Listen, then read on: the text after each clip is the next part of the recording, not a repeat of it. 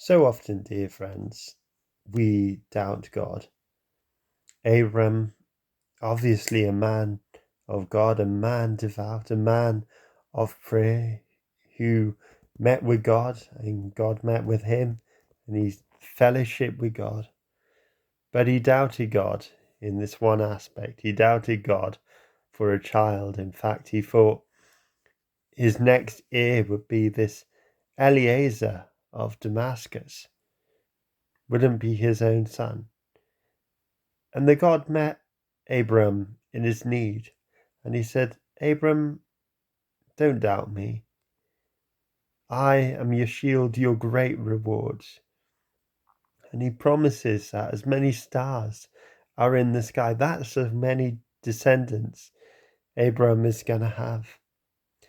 And that's a reminder that God meets him at his need. But Abram doubts God.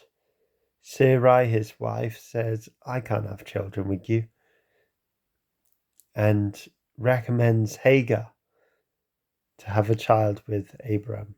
And they do. They take matters into their own hands. They go away from God's promise. And often we can do that.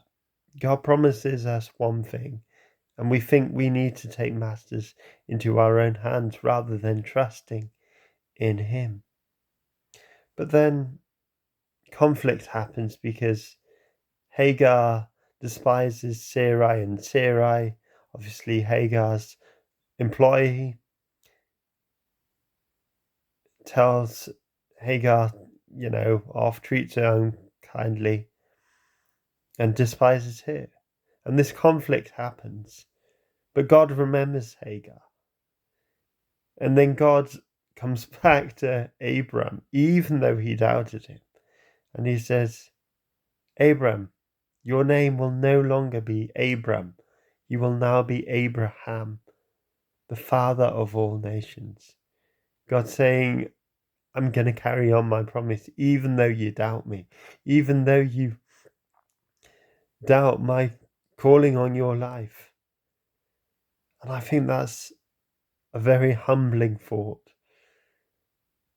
that if God has a promise for us, let us hold firm to that promise and not doubt Him.